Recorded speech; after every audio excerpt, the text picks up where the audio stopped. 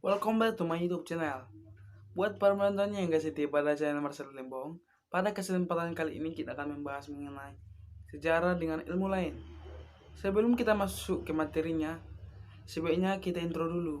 Satu, dua, tiga. One, two, three, jump!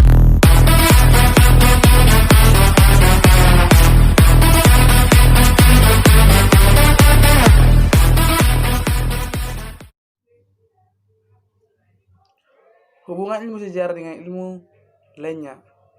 1. Hubungan sejarah dengan sosiologi.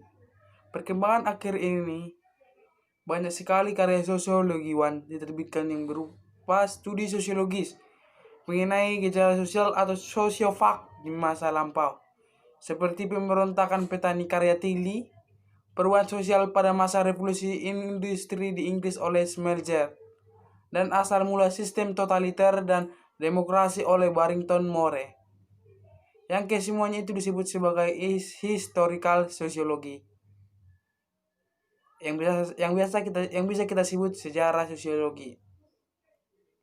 Adapun karakteristik dari historical sociology tersebut, bahwa studi sosiologis mengenai suatu kejadian atau gejala di masa lampau yang dilakukan oleh para sosiologiwan di satu pihak sekarang ini pun sedangkan terjadi apa yang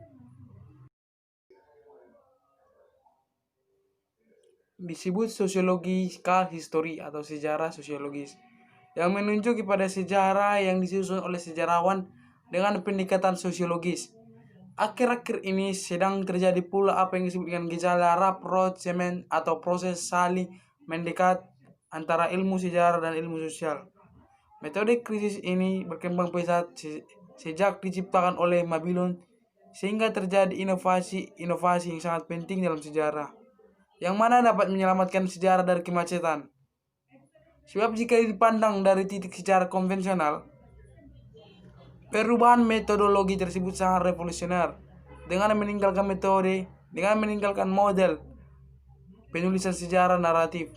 Dikatakan revolusioner karena ilmu sejarah lebih bergeser ke ilmu sosial. Kombinasi antar berbagai perspektif akan mampu mengekstrapolasikan interdependensi antara berbagai aspek kehidupan. Dalam hal ini sejarawan tidak langsung berurusan dengan kausalitas, tetapi lebih banyak dengan kondisi-kondisi dalam berbagai dimensinya. 2. Hubungan sejarah dengan antropologi. Hubungan ini dapat dilihat karena kedua disiplin ini memiliki persamaan yang menempatkan manusia sebagai objek dan objek kajiannya. Lazimnya mencakup berbagai dimensi kehidupan. Dengan demikian, di samping memiliki titik perbedaan, kedua disiplin ini pun memiliki persamaan. Bila sejarah membatasi diri pada penggambaran suatu peristiwa sebagai proses di masa lampau sebagai cerita secara sekali terjadi, hal ini tidak termasuk bidang kajian antropologi. Namun jika penggambaran sejarah menampilkan suatu masyarakat di masa lampau dengan berbagai aspek kehidupan, termasuk ekonomi, politik, religi, dan keseniannya, maka gambaran tersebut mencakup unsur-unsur kebudayaan masyarakat. 3. Hubungan sejarah dengan psikologi. Dalam cerita sejarah, aktor atau pelaku sejarah yang tajam, baik sebagai maupun sebagai kelompok. Sebagai aktor individu, tidak lepas dari peranan faktor-faktor internal yang bersifat psikologis, seperti motivasi, minat, konsep diri, dan sebagainya yang selalu berinteraksi dengan faktor-faktor eksternal yang bersifat sosiologis, seperti lingkungan keluarga, lingkungan sosial budaya, dan sebagainya. Begitupun dalam aktor yang bersifat kelompok menunjukkan aktivitas kolektif, yaitu suatu gejala yang menjadi objek khusus psikologi sosial. 4. Hubungan sejarah dengan geografi. Hubungan ini dapat dilihat dari suatu aksioma bahwa setiap peristiwa sejarah senantiasa memiliki lingkup temporal dan spasial atau waktu dan ruang, di mana keduanya merupakan faktor yang membatasi fenomena sejarah tertentu sebagai unit atau kesatuan. Apakah itu perang, riwayat hidup, kerajaan, dan lain sebagainya. Mengenai kedekatan ilmu geografi dan sejarah, Herodotus mengatakan bahwa sejarah dan geografi sudah demikian terkait. Ibarat terkaitnya pelaku, waktu, dan ruang secara terpadu. Peranan spasial dalam geografi distrukturasi berdasarkan fungsi-fungsi yang dijalankan menurut tujuan atau kepentingan manusia selaku pemakai. Di sini hubungan dimensi geografi dengan sejarah yang tidak dapat dipisah-pisahkan secara kaku. 5. Hubungan sejarah dengan ilmu ekonomi. Sepanjang masa modern, yaitu lebih kurang sejak 1500, kekuatan-kekuatan ekonomis yang sentimental mengarah ke pemusatan pasar dan produksi kepada Eropa Barat. Suatu pola perkembangan yang hingga Perang Dunia Kedua masih tampak.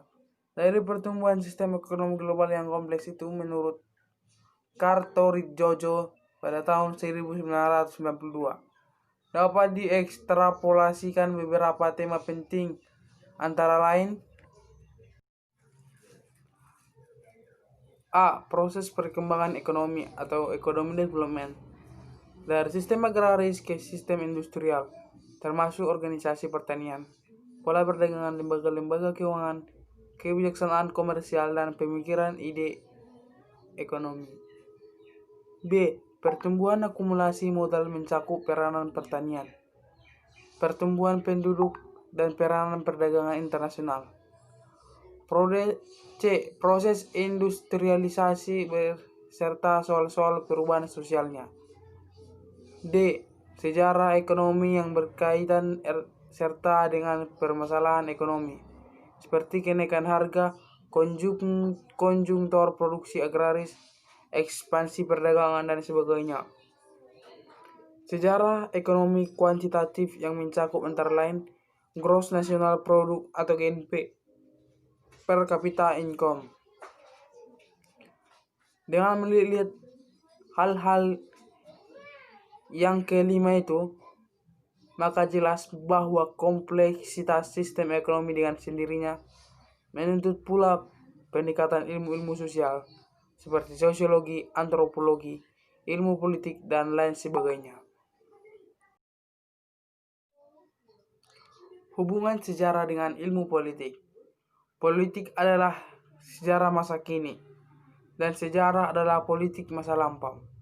Dalam hal ini, menunjukkan proses yang mencakup keterlibatan para aktor dalam interaksinya, serta peranannya dalam usaha memperoleh apa, kapan, dan bagaimana. Berbicara politik, maka akan berhubungan dengan pola distribusi kekuasaan. Kita tidak dapat melupakan faktor kultural sebagai penentu, sebab jenis otoritas dan struktur kekuasaan sangat dipengaruhi oleh orientasi nilai-nilai dan pandangan hidup para pelaku sejarah. Dengan demikian, kerangka konseptual ilmu politik menyediakan banyak hal untuk menguraikan berbagai unsur politik, aspek politik, kelakuan aktor, nilai-nilai yang melembaga sebagai sistem politik, dan lain sebagainya.